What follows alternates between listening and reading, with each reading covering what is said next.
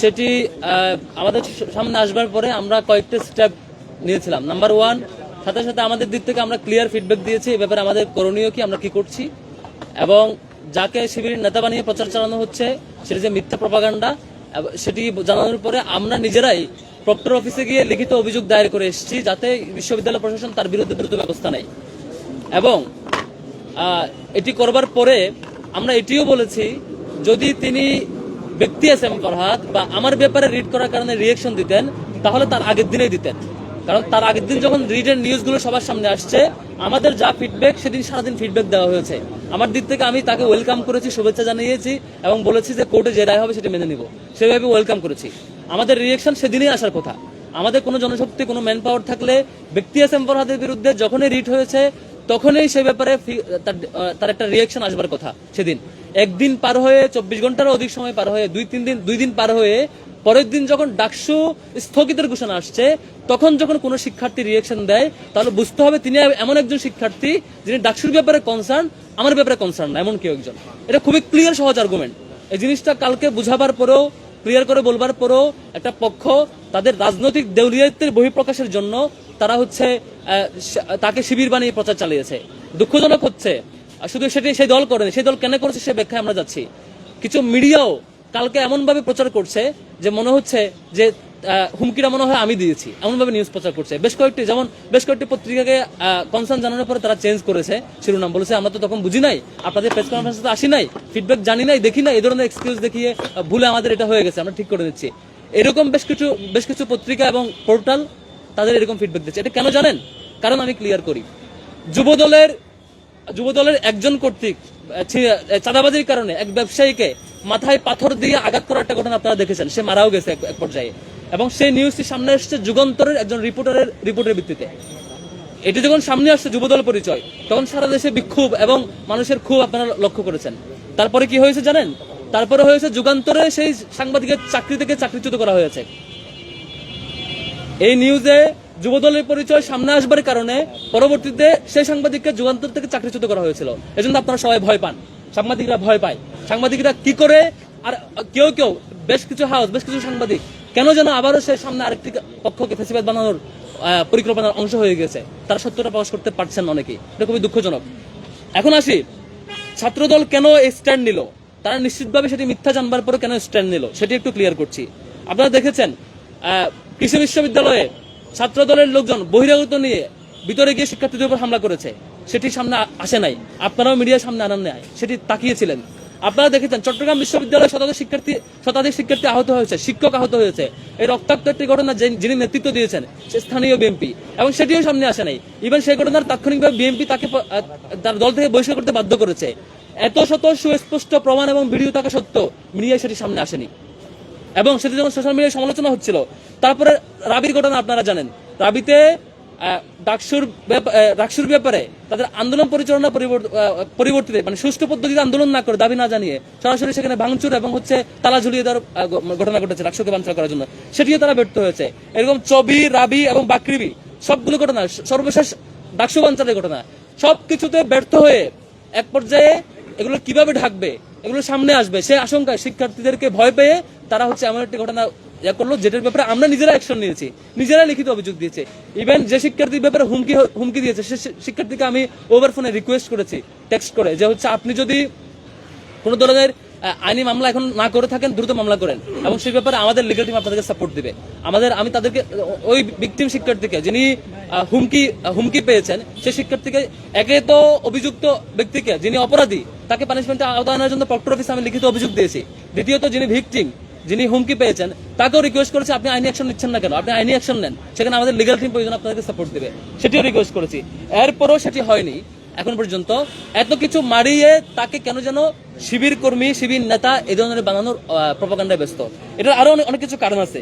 তার কারণগুলো হচ্ছে, আপনি যখন দেখেন যে গত 5 আগস্টের পর থেকে এখন পর্যন্ত ছাত্র দলের একদম প্রমাণিত সত্য ধর্ষণের কেস 30টা,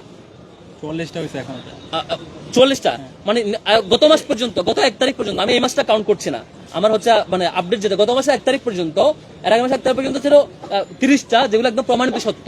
এখন এই মাসে যোগ করলে 44টা হয়। এই যে সবগুলো প্রমাণিত সত্য ধর্ষণের কেস, তা সত্ত্বেও এবং এখানে গ্রেফতারও হয়েছে এই ধর্ষণের কেসে। যারা এরকম অব্যাহতভাবে ধর্ষণের কেসের অন্যতম গুরুত্বপূর্ণ স্টেক হোল্ডার, শিক্ষার্থীরা যাদেরকে ভয় পায়, এই সব ঘটনা যখন সামনে আসে এগুলো কেমনে চাপা দিবে?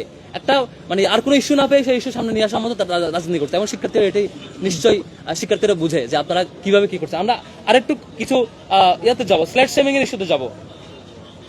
আজকে আপনারা দেখেছেন, আজকে ছাত্রদের সব জায়গায় মিছিল করেছে, মিছিলের স্লোগান কি দিয়েছে দেখবেন, অনেক জায়গায় তাদের সেন্ট্রাল পেজে সেই মিছিলের ভিডিও আপলোড দিয়ে তারা এনজয় করছে। স্লোগান হচ্ছে একটা শিবির ধরে ধরে জবাই কর, এবং পেজে ভিডিও আপলোড আছে, আপনি আমার কাছ থেকে নেবেন সেই ভিডিও পেজে আপলোড দিয়ে তাদের ছাত্র দলের সেন্ট্রাল পেজে সেটা আপলোড দিয়েছে। একটা শিবির ধরে ধরে জবাই কর স্লোগান ভিডিও সহ পেজে আপলোড দিয়েছে। স্ক্রিন রেকর্ড আমাদের কাছে আছে, আপনারা নিতে পারবেন। তো এই ধরনের মানে নৃশংস প্রক্রিয়া যেগুলো আওয়ামী লীগ ফলো করতো, সেটি ছাত্রদল আবার ফিরিয়ে আনার চেষ্টা করছে।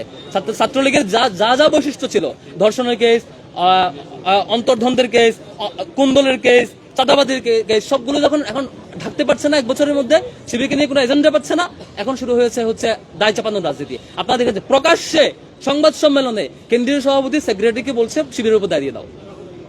এটা তাদের পলিটিক্স। আমরা আসি স্ল্যাট শেমিং ইস্যুতে, কেস বাই কেস আসবো। ঢাকা কলেজ ছাত্র দলের যুগ্ম সাধারণ সম্পাদক আলী ইমরান, তিনি কি লিখছেন, এখানে ক্যাপশন আছে, আপনাদের ভিডিওটা আমরা এর ফাইলটা দিয়ে দিব। আমাদের একজন হচ্ছে তাকে, তার কমেন্টটা হচ্ছে, ব্যাপারটা এমন হয়ে গেল বিয়াকুলি নিজেকে সতী দাবি করছে। তারপর হচ্ছে এটা আরেকজন, তিনি বলছেন খাঁটি কর্মী নাকি, তার পরিচয় সহ এখানে আছে। সবচেয়ে সিগনিফিকেন্টই তো আসে নাই, এই যে সহসভাপতি কেন্দ্রীয় ছাত্র, তারপর হচ্ছে যে কেন্দ্রীয় সহসভাপতি যিনি বর্তমান দায়িত্বে আছেন, তিনি হচ্ছে হাসান আল আরির, তিনি বলছেন সাক্ষাৎ হুর তাজদান মাসুদদের খাদ্য। তার কমেন্ট এই যে সেম। তবে আরেকজন দেখেন, সেটা আমাকে মিন করে বলছে, আমি কথা বলতে পারি না, সেটা নিয়ে আমি নারীদেরগুলো ইয়া করি। তারপর দেখেন আরেকজন হেমা চাকমা, তিনি একজন প্রার্থীও। আমাদের আরেকজন প্রার্থীর ব্যাপারে বাজে শব্দ লিখছেন, গগ সাউন্ড এখানে লিখছেন, তিনি যেটি মিন করছেন আমাদের আরেকজন নারী শিক্ষার্থী, যিনি আমাদের প্রার্থী, এর সাথে নির্লজ্জ ব্যাপার। তারপর দেখেন এখানে আরেকজন, তিনি বলছেন আপু এরা, আচ্ছা তুমি হিজাববিহীন জান্নাতি, তাই তুমি এদের জন্য এখন হালাল। এটা আমাদের নারী প্রার্থীকে উল্লেখ করে মেনশন করছেন। তারপর যে সহ এখানে আছে, প্রোফাইলে দেখেন তাদের যে আমাদের বিএনপি জাতীয় নেতৃবৃন্দের ছবি আছে। তবে আরেকজন, তিনিও সেম, তিনি লিখছেন আমাদের নর্তকীর কাজ হচ্ছে বিভ্রান্তি ছড়ানো, সেক্সি শিলা দিনে কাটবেন না রাতে, মানে কমেন্ট করছে তিনি, তার ছবি সহ এখানে আছে, তিনিও সেই ধরনের নেতা। তারপর আসেন আরেকজন মানসুর আলম, আজকে অনেক ভালো বক্তৃতা দিয়েছেন, যিনি আজকে ছাত্র দলের নেত্রী, আজকে সেই ইস্যু করে খুব গরম বক্তৃতা দিয়েছেন। তাদের এই যে 30টা কেস, ধর্ষণের কেস, 44 যেগুলো সেগুলো ভুলে গেছেন, তিনি মন্তব্য করছেন আমাদের ছাত্রী বোনদের নিয়ে, সেবাদাসী পুস্টার গার্ল কমেন্ট করছেন। তারপর আরেকজন জুমাকে মেনশন করে বলছেন, জুমা আপনি শিবিরের ছেলেগুলোর সামনে এভাবে মন মাতানো ড্যান্স দিয়ে ওদের আওলা জাওলা করে দিবেন, ওরাও রক্তে মাংস করা মানুষ, ওদের অস্থির হইতে হবে, প্লিজ শিবিরকে উদার মনে করার জন্য হলে জুমাকে ভোট দিন। জুমাকে মেনশন করে করছে, তাকে মেনশন করে পোস্ট করছে। আরেকজন দেখেন, তিনি আমাদের আরেকজন প্রার্থীকে মেনশন করে বলছেন শিবিরের ব্যবসা বিষয়ক সম্পাদক, তিনিও সেই দলের আরেকজন।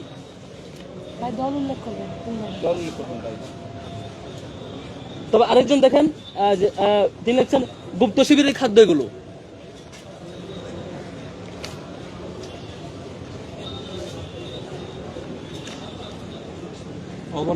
এখানে অসংখ্য, আমার কাছে মানে এখানে তো সবগুলো আনে নাই, 5 শতাধিক এরকম স্ক্রিনশট প্রিন্ট করা আছে, সবগুলোই মানে মুখে উচ্চারণ করার মতো ল্যাঙ্গুয়েজ না আর কি। একটা সংগঠনের তার সকাল বিকাল, এবং ঢাকা বিশ্ববিদ্যালয়ে তারা আবার মিছিলের নেতৃত্ব দেয়, বক্তব্যের নেতৃত্ব দেয়, এমন সবগুলো আর কি। এই যে এখানে আরেকজন, মানে এই শব্দগুলো আসলে উচ্চারণ করার মতো না আর কি। আমি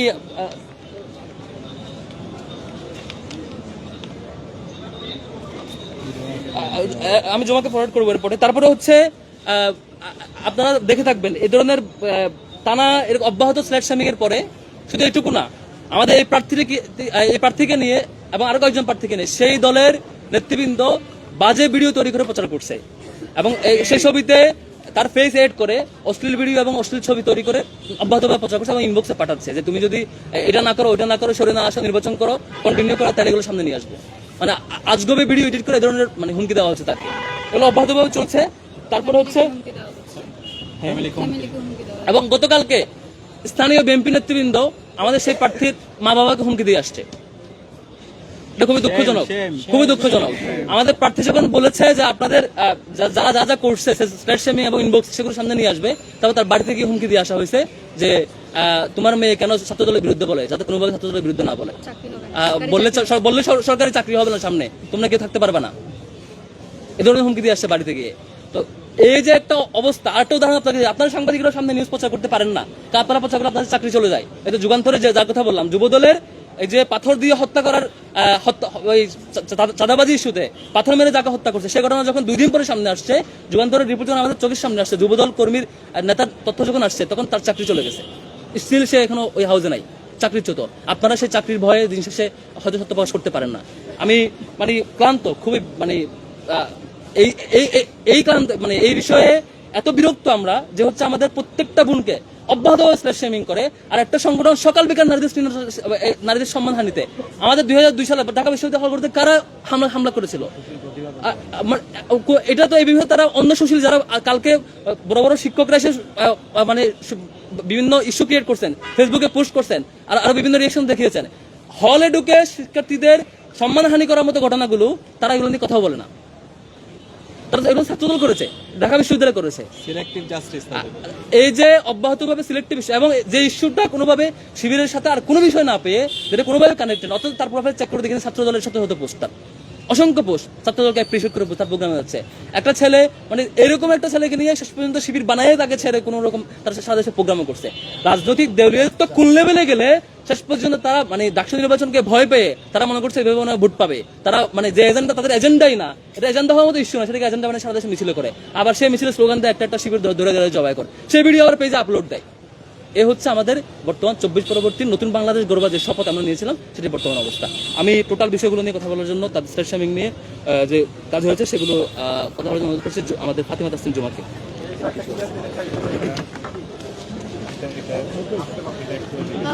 সর্বপ্রথমে আমি যেটা বলে শুরু করতে চাই, যেহেতু হচ্ছে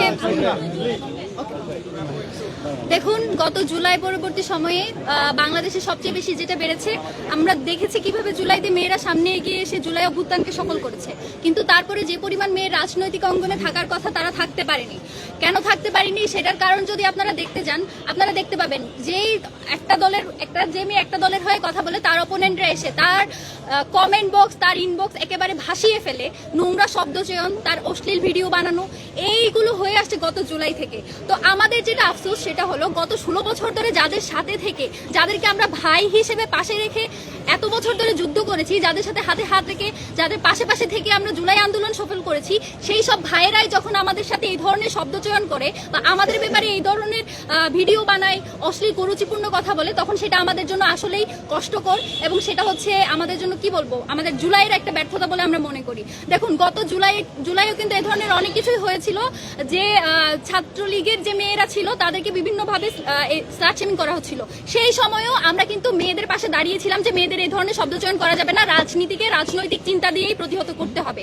তো সেই জায়গা থেকে আজকে যখন এই সব কিছু হয়, আমি আপনাদের একেবারে দুই তিনটা ঘটনা বলি।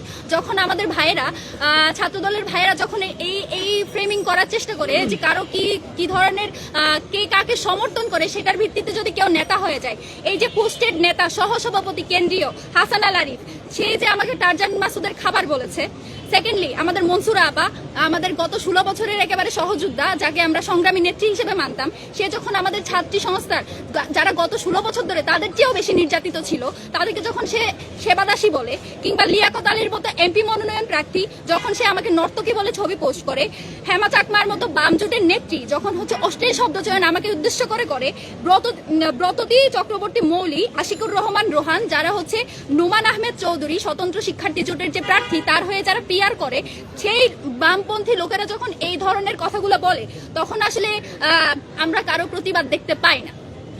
এই দ্বিচারিতা, এই ধরনের সিলেক্টিভ প্রতিবাদ, যখন আমি প্রথমেই এই যে বিষয়টা ক্লিয়ার করে নিই, ফাহমিদার সাথে যেটা হয়েছে, তাকে যে গণধর্ষণের হুমকি দেওয়া হয়েছে, একজন নারী হিসেবে, একজন শিক্ষার্থী হিসেবে, সর্বোপরি একজন মানুষ হিসেবে এর বিপক্ষে আমরা দাঁড়াই এবং আমরা বিশ্বাস করি এর যথোপযুক্ত ব্যবস্থা নেওয়া প্রয়োজন। এবং আমাদের প্যানেল থেকে, ভাইদের ছাত্র শিবির থেকে সেটার বিরুদ্ধে অ্যাকশন নেওয়ার জন্য প্রক্টর অফিসে লিখিত অভিযোগ দেওয়া হয়েছে। এবং আমি যতটুকু জানি, ভাই সম্ভবত ফাহমিদাকে ওভার কলও করেছে তার ব্যাপারে যে কোনো সাহায্য লাগলে জানাতে। এবং কিন্তু যখন আমাকে নিয়ে কোনো অশ্লীল ভিডিও বানানো হয়, আমাকে যখন ফেসবুকে এই ধরনের শব্দ চয়ন করে একেবারে মানে স্লাট শেমিং তো দূরের কথা, সেক্সুয়াল হ্যারাসমেন্ট করা হয়, যখন উম্মে সালমা আপুকে সেবাদাসী বলা হয়, কেন সে হিজাব পরবে সেটা নিয়ে যখন আমাদের বুদ্ধিজীবী মহিউদ্দিন মোহাম্মদের মতো বুদ্ধিজীবীরা বিরাট বিরাট প্যারাগ্রাফ লিখে, তখন তো আমাদের কোনো বিশ্ববিদ্যালয়ের কোনো শিক্ষক সেই ব্যাপারে কোনো একটা টু শব্দ করতে আমরা দেখি না। তো আমরা কি আপনাদের স্টুডেন্ট না?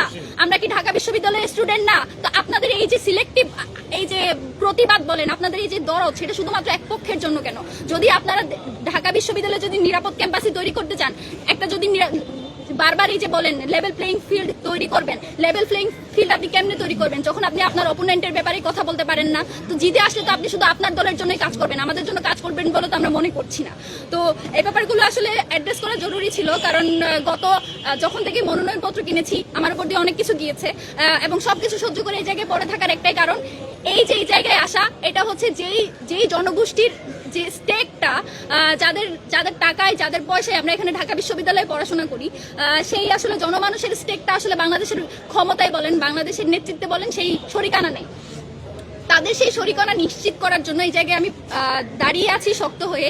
এবং যে মেয়েগুলো আসলে কথা বলতে পারে না, আমাদের মতো যারা কোনো রাজনৈতিক দলের হয়তো সেই সাপোর্টটা পায় না, বা একেবারে ক্ষমতার কাছাকাছি থাকাদের সাথে তারা থাকে না, তারা যে কথা বলতে পারে না, সেই কথা বলাটা জরুরি বলে এই জায়গায় এখনো পর্যন্ত এত কিছু সহ্য করে বসে আছি, এত কিছু সহ্য করে শক্ত হয়ে আছি, যাতে আমার মতো 8-10 জন এই কথাটা বলার সাহস পাই, বা যারা বলতে পারে না তাদের হয়ে আমি কথাটা বলতে পারি। এবং এই কথাটা আমি বলে যাবো, সেটা যদি ফাহমিদার জন্য বলতে হয়, ফাহমিদা আমার অপোনেন্ট হোক, ফাহমিদা আমার বিপরীত আইডিওলজির হোক, তার জন্য আমি কথা বলবো। আমি এক্সপেক্ট করব আমাদের যারা অপোনেন্ট আইডিওলজির আছে তারাও আমাদের জন্য কথা বলবে। অন্তত ইনসাফের স্বার্থে হলেও আপনারা এটুকু কথা বলবেন যে অন্য একটা মেয়েকে নিজেদের জন্য যদি আগে বন্ধ করতে চান, অপরের জন্য কথা বলা শুরু করেন।